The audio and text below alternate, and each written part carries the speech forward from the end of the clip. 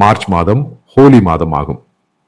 இஸ்லாமிய விசுவாசிகளின் நோன்பு, கிறிஸ்தவ விசுவாசிகளின் 50 நாள் நோன்பு, அதுபோல கிறிஸ்துவின் சிலுவை ஏறுதல் போன்றவை நடக்கும் ஒரு புனித மாதம் இந்த மார்ச் மாதம். இந்த வெப்ப காலத்தில் பலர் நோன்பும் நிகழ்ச்சிகளும் மேற்கொண்டு செல்லும் போது எனக்கு மற்றொரு கருத்து சொல்ல வேண்டியுள்ளது. பலருக்கு இது ஒரு வேடிக்கையாக தோன்றலாம். விஷயம் என்னவென்றால், நான் என் வாழ்க்கையில் நோன்பு வைத்ததில்லை. வாழ்க்கையில் நான் நோன்பு வைக்காததற்கான காரணம் உங்களால் நம்பப்படுமா இல்லையா என்று எனக்கு தெரியாது. எனக்கு ஒரு கன்விக்ஷன் உள்ளது. நான் தவறு செய்யவில்லை. நான் ஏன் 50 நாள் நோன்பு வைத்து இறைச்சியும் மீனும் உண்ணாமல் இருக்க வேண்டும்? என்ன காரணம்? அதற்குள் எந்த காரணமும் இல்லை. என் நம்பிக்கை என்னவென்றால், நோன்பு வைப்பவர்கள் வைக்கலாம், ஆனால் நான் நோன்பு வைப்பதில்லை. பழைய காலத்தில் இருந்தே வைப்பதில்லை. காரணம், நான் ஒவ்வொரு நாளும் செலிப்ரேட் செய்யும் ஒரு நபர். ஏனெனில் இந்த நோன்பு என்பது கிறிஸ்துவின் சிலுவை ஏறுதல், துன்பங்கள் போன்றவற்றுடன் தொடர்புடையது என்று இந்த விவாதங்களில் கூறப்படுகிறது. பழைய காலங்களில் நான் இதனுடன் தொடர்புடைய துக்க வெள்ளிக்கிழமைகளில் தேவாலயத்திற்கு செல்வது வழக்கம். பின்னர் நான் உணர்ந்த போது நான் நம்பத் தொடங்கியது, நான் இப்படி 50 நாள் நோன்பு வைத்து கடுமையான பிரார்த்தனைகளுடன் முன்னேற வேண்டிய அவசியமில்லை என்று. ஏனெனில் நான் தினமும் பிரார்த்தனை செய்யும் ஒரு நபர். எனவே என் பிரார்த்தனையை கடவுள் கேட்பார் என்று நான் முழுமையாக நம்புகிறேன். அப்படியானால் நான் ஏன் இந்த நோன்பு வைக்க வேண்டும்? அதனால் நான் நோன்பு வைப்பதில்லை. ஆனால் நோன்பு வைப்பவர்களுக்கு எனக்கு எந்த எதிர்ப்பும் இல்லை. அவர்களின் வீட்டிற்கு சென்று கஞ்சி குடிக்க சொன்னால் நான் கஞ்சி குடிப்பேன். ஆனால் அதனுடன் தொடர்புடைய இந்த நான்வெஜ் மாற்றும் நிகழ்ச்சி எனக்கு இல்லை. பின்னர் மற்றொரு விஷயம், நான் நம்புவது உங்கள் நம்பிக்கையை போல இல்லை, வேறு விதமாக உள்ளது. எனக்காக ஒருவன் இந்த பட்டினி போன்றவற்றை அனுபவித்து சாட்டை அடி பெற்று இரத்தம் சிந்தி சிலுவையில் ஏறினான். அதனால் நான் நம்புவது அது எனக்காக என்று.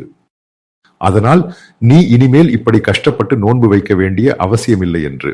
இது உங்களுக்கு வேடிக்கையாக தோன்றலாம், ஆனால் இது என் கருத்து, இது என் ஒரு நம்பிக்கை. பின்னர் ஏன் நான் 50 நாள் நோன்பு வைக்க வேண்டும்? ஐ ஆம் செலிப்ரேட்டிங் எவ்ரி டே. ஏனெனில் எனக்காக ஒருவர் துன்பங்கள் அனைத்தையும் அனுபவித்தார். That is fine, I accepted. அதனால் அது அங்கேயே இருக்கட்டும். அதனாலதான் நான் நோன்பு வைக்காதது. வேறு எந்த காரணமும் இல்லை. நான் கொஞ்சம் பைபிளை இன்டெப்தாக வாசித்து பார்த்தேன். நான் இப்போது ஒரு இந்தியனைஸ்டு கிறிஸ்தவன். யாரும் யாருடைய முறையிலும் மத நம்பிக்கையை ஏற்கலாம். அது அவர்களுடைய விஷயம். அவர்களுடைய முறையில் அவர்கள் செல்லட்டும். அப்படியானால் எனக்கு இஸ்லாமிய நம்பிக்கைப்படி நோன்பு வைப்பவர்களுக்கு சொல்ல வேண்டியது, நோன்பு வைப்பது நல்லது. அதாவது உடலில் உள்ள டாக்சின்கள் மற்றும் பிறவற்றை அகற்றுவதற்கும் நல்லது. இதனுடன் தொடர்புடைய என் ஒரு பிரயர், ஒரு பிரார்த்தனை, உங்களிடம் ஒரு வேண்டுகோள் என்று சொல்வது ஒரு விஷயம். கடந்த 20 வருடங்களின் வரலாற்றை எடுத்து பாருங்கள். இந்த நோன்பு காலத்தில் சுமார் 15,000 பேர் பல இடங்களில் குண்டு வெடிப்பில் கொல்லப்பட்டதை நீங்கள் அறிவீர்கள். பாகிஸ்தானில் நடந்தது உங்களுக்கு தெரியும்.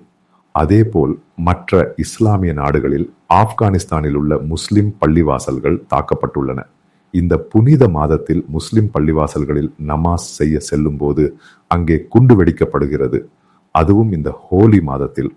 அப்படியானால் நானும் பிரார்த்திக்கிறேன். ஆனால் நீங்கள் பிரார்த்திக்க வேண்டியது குறைந்தபட்சம் நோன்பு மாதத்தில் இந்த குண்டு வெடிக்கப்படக்கூடாது என்பதுதான். ஏனெனில் இது தாங்க முடியாதது. இது நான் சொன்ன கணக்கு அல்ல, ஒரு என்ஜிஓ சொன்ன கணக்கு. இவ்வளவு பேர் கடந்த 20 வருடங்களில் நோன்பு காலத்தில், அதாவது ஹோலி சீசனில் குண்டு வெடித்து பல முஸ்லிம் பள்ளிவாசல்களில் கொல்லப்பட்டனர். இஸ்லாமிய நாடான புனித நிலமான சவுதி அரேபியாவில், பாகிஸ்தானில் எத்தனை இடங்களில் சிறு குழந்தைகள் உட்பட பலர் கொல்லப்படுகிறார்கள். ஆப்கானிஸ்தானில், ஈரான் உட்பட எத்தனை பேர் தாக்குதல்களில் கொல்லப்படுகிறார்கள். நீங்கள் வந்துட்டு நோன்பு பார்க்கிறீங்க அப்படிங்கிறது எனக்கு மிகவும் மகிழ்ச்சியான விஷயம். ஆனால் நீங்கள் மிக முக்கியமான வழியில ப்ரே செய்ய வேண்டியது, அந்த நேரத்துல குறைந்தபட்சம் இந்த குண்டு வெடிக்கப்படாமல் இருக்க வேண்டும் என்பதுதான். இவர்களுக்கு எல்லாம் உங்களுடைய மற்றும் என்னுடைய கடவுள் அதற்கான புத்தியை கொடுக்கட்டும். சிந்தித்து பாருங்கள், ஒருவர் பட்டினி கிடந்து நோன்பு முறிக்க வரும் நேரத்தில் வெடிப்பு நடக்கிறது. அதன் இரத்தக்கரை படிந்த பல படங்கள் இன்று நினைவில் உள்ளன. அப்போது அதுதான் மிக முக்கியமாக நான் காண்பது. ஒரு மனிதன் புனிதனாக இருக்கலாம், புனிதனாக இருக்காமலும் இருக்கலாம், அது எல்லாம் உங்கள் விஷயம்.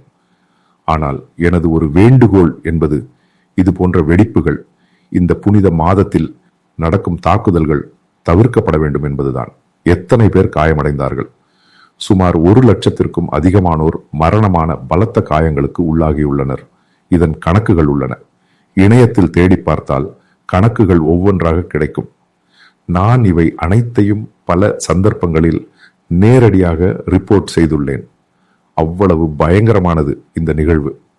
அப்போது இந்த புனித மாதம் நோன்பு இருக்கும் காலத்தில் எனது ஒரு பிரார்த்தனை அந்த நேரத்தில் தாக்குதல்களும் வெடிப்புகளும் எதுவும் நடக்கக்கூடாது என்பதுதான். அதுதான் மிகவும் அவசியம். ஏனெனில் அதனால்தான் புனிதம் என்று சொல்லுகிறோம். ஆனால் தீவிரவாதமாக சிந்திக்கும் மக்களுக்கு தாக்குதல்களும் அதன் ஒரு பகுதி என்று சொல்லி அவர்கள் வெடிப்புகளில் ஈடுபடுகிறார்கள். அந்த நாட்டின் போலீசின் சார்ஜ் ஷீட்டில் சொல்லப்படும் விஷயங்கள் தான் இவை. இது நான் சொல்வது அல்ல. அவ்வளவு கொடூரமானது இந்த நிகழ்வு. அது எல்லாம் அங்கே இருக்கட்டும். ஆனால் எனக்கு ஒரு பார்வை உள்ளது. நோன்பு பார்க்கும் மக்களுக்கும் பார்க்காதவர்களுக்கும் எல்லா விதமான ஆதரவான பார்வை. ஆனால் நான் நோன்பு ஆசரிக்க மாட்டேன் என்பது உண்மை. பின்னர் ஒரு வேண்டுகோள் மட்டுமே. இந்த நோன்பு பார்க்காதவர்கள் தான் அதிகம். அவர்களின் கடைகளை திறப்பதற்கு நீங்கள் பிரச்சனை செய்யக்கூடாது. அவர்களின் கடைகளை திறக்கட்டும். இது பல முறை பிரச்சனையாகியுள்ளது. அவர்கள் திறக்கட்டும். அது நான் சாப்பிடுவதில்லை என்று சொல்லி அவர்கள் சாப்பிடக்கூடாது என்று சொல்வது ஒருபோதும் ஏற்றுக்கொள்ள முடியாது. ஏனெனில் இது ஒரு ஜனநாயக நாடு. இது ஒரு மத நாடு அல்ல. இங்கே டிக்டேட்டர் ஒருவரும் ஆட்சி செய்யவில்லை. இதை பற்றி பேசும்போது நீங்கள் கான்சியஸ் மைண்டில் வர வேண்டும். நான் சாப்பிடுவதில்லை, ஓகே ஃபைன், அது மற்றவர்களுக்கு திணிக்கப்படக்கூடாது, அதனுடன் ஒத்துப்போக முடியாது. ஆனால் அது நீங்கள் புரிந்து கொள்ள வேண்டும். வணிக நிறுவனங்களும் உணவகங்களும் மூடுவதற்கு போகும் மக்களை நீங்கள் தடுக்க வேண்டும். இது பல இடங்களில் நடந்துள்ளது. கேரளத்தில் இது போன்ற நிகழ்வுகள் ரிப்போர்ட் செய்யப்பட்டுள்ளன. உணவகம் திறப்பவர்கள் திறக்கட்டும், உணவு தயாரிக்கட்டும், சாப்பிடுபவர்கள் சாப்பிடட்டும். அதைத்தான் ப்ளூரல் சொசைட்டி என்று சொல்கிறோம். எனது நம்பிக்கை உங்களுக்கு திணிக்கப்படக்கூடாது. உங்கள் நம்பிக்கை எனக்கு திணிக்கப்படக்கூடாது. எனக்கு எனது வாழ்க்கை முறை உள்ளது. உங்களுக்கு உங்கள் வாழ்க்கை முறை உள்ளது. அதுதான் எனக்கு இதற்குள் உங்களிடம் வேண்டுகோளாக சொல்ல வேண்டியது. ஏனெனில் புனித மாதமாகும். எல்லோருக்கும் அந்த விதமான எனது வாழ்த்துக்களை ஒரு முறை மீண்டும் நான் நிறுத்துகிறேன்.